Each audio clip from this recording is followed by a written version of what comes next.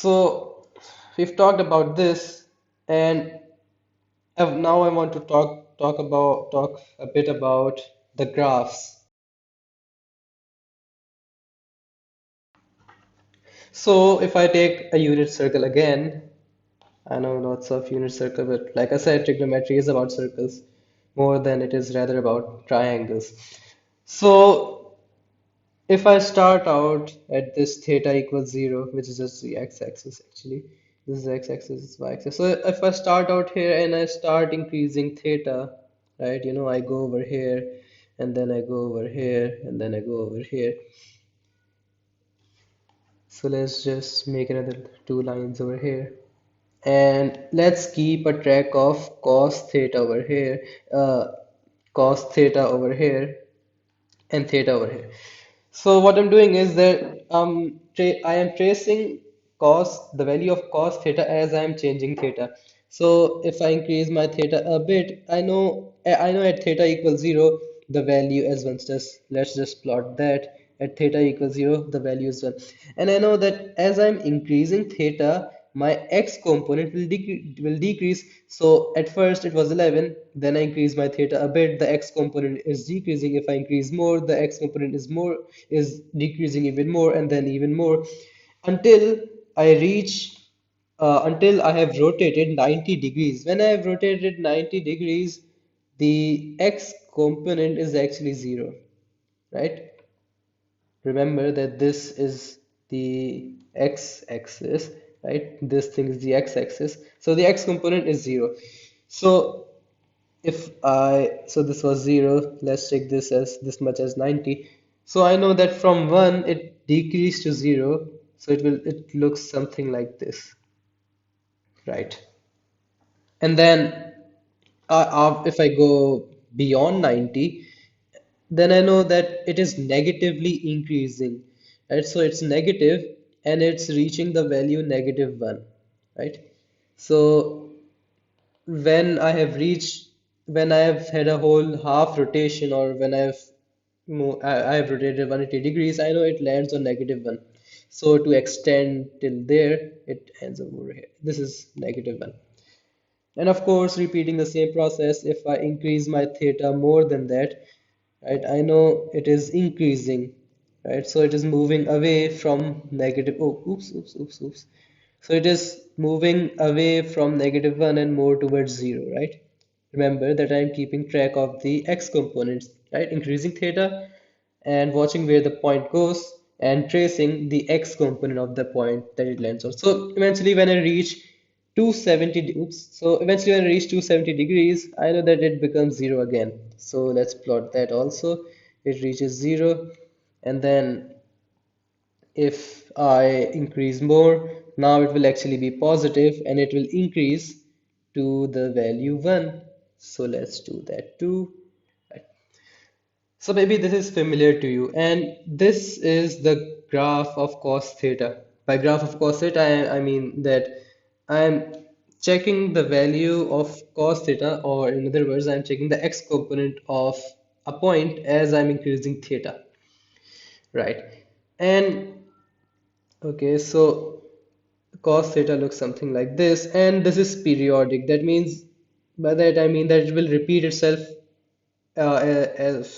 as you increase or decrease the value of theta. So beyond this, right, this is 1, this is 1. So beyond this, it will follow the same pattern, right? And the reason why it will follow the same pattern is if I moved, okay, let me take a new unit circle, right? So if I moved a whole rotation around it, then after I increase the theta more, it is the same as when I just rotated this much, right?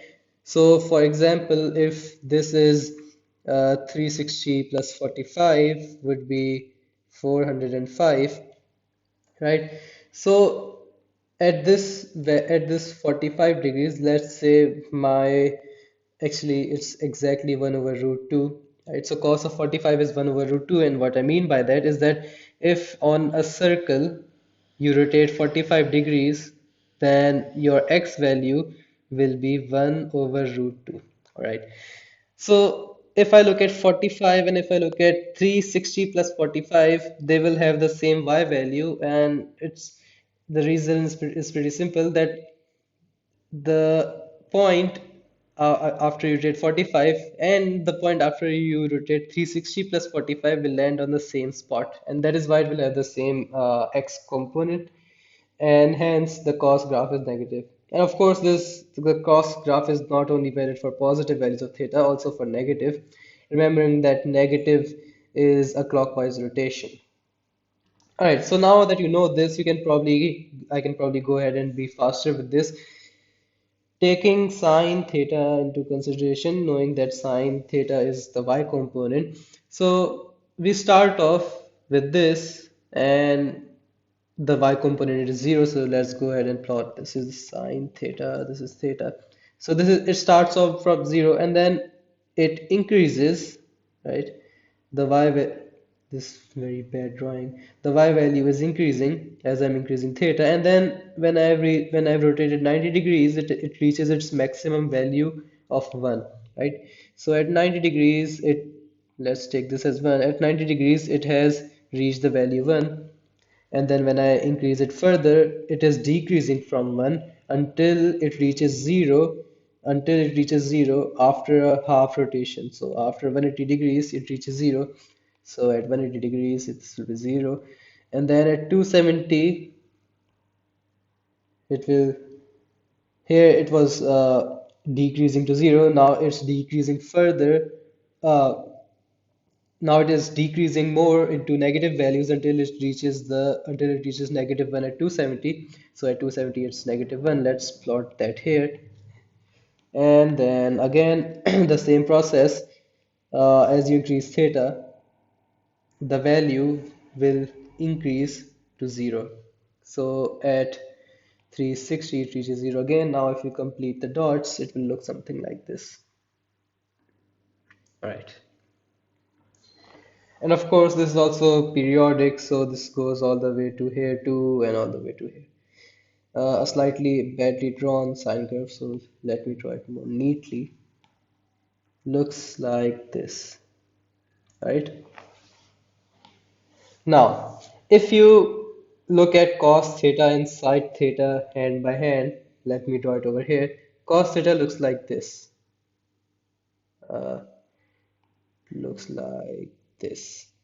Right?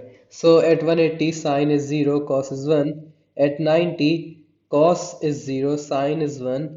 At 180, cos is negative 1, sine is 0, and so on. And what you realize, okay, let me plot the numbers here. 90, 180, 270, 360. So if you plot them side by side, what you realize is that there's a fixed gap between them, right? The sine curve is like a shifted cos curve, or the cos curve is like a shifted sine curve, if you want to think about it that way. So you'll see that there's actually a constant 90-degree gap between them. Right? What I mean by that is that the sine graph is sort of 90 degrees ahead, right? And when you look at your triangles, it is pretty reassuring to, say that all of this makes sense. So when I take a 90-degree triangle, a right angle triangle, if this is theta, then this has to be 90 minus theta, right? So looking at things from the angle theta, this is cos, just keeping this as 1 to have simple calculations. So this will be cos theta and this will be sine theta, right? But if I look at it from the perspective of this angle, this will be sine 90 minus theta, right? Because this is opposite now. And then again, looking from this angle's perspective, this will now be cos 90 minus theta, right? So we see that cos theta is actually sine 90 minus sine 90 minus theta, and the other way around too. Sine theta is actually cos 90 minus theta, right? And these are actually you could think of them as identities, and they will come up more when you do the identities part of trigonometry. But just to throw this around, that all of this sort of makes sense even if you're still thinking about trigonometry in terms of right angle triangle. Right, so let's come now to the graph of tan theta. All right. Now, the graph of tan theta and the way tan has behaved up till now too is different, a bit different from sine and cos. So, tan theta is sine theta over cos theta. All right. And I'll just go ahead and tell you what it looks like. So at 90 degrees, there's an asymptote, there's a break in the graph, and the curve reaches that value, right? And then this is, I don't have enough space for this. Okay, give me a second.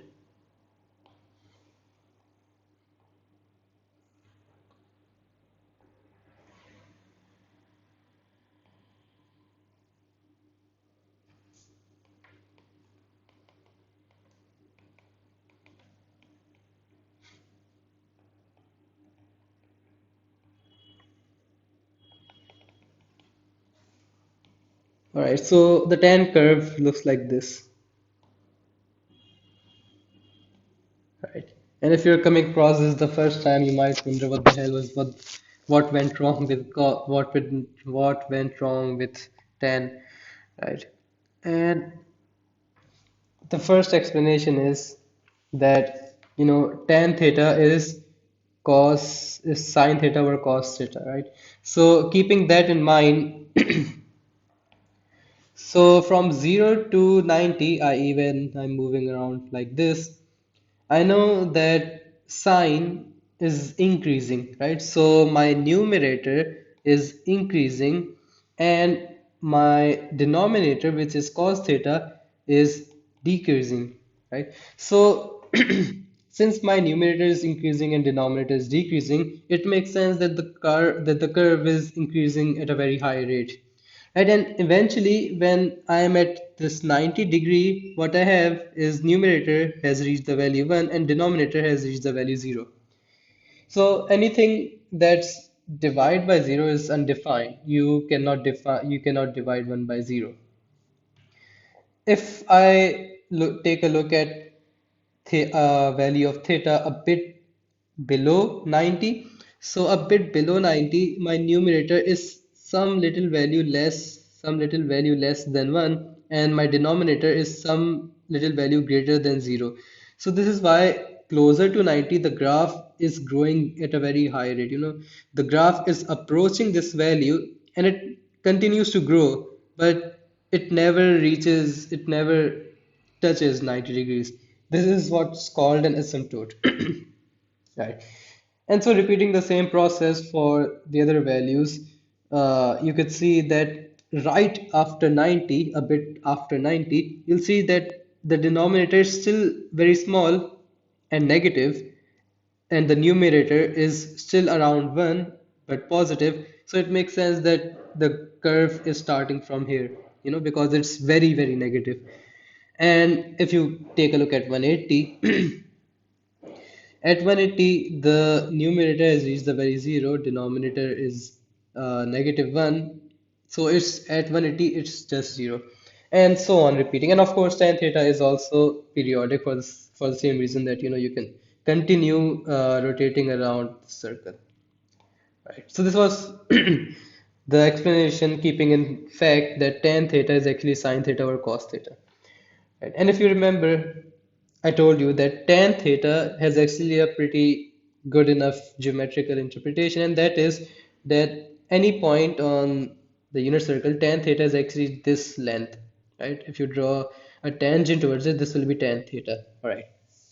Keeping this in mind, when I start from 0, the distance of the point from to the x-axis is 0, right?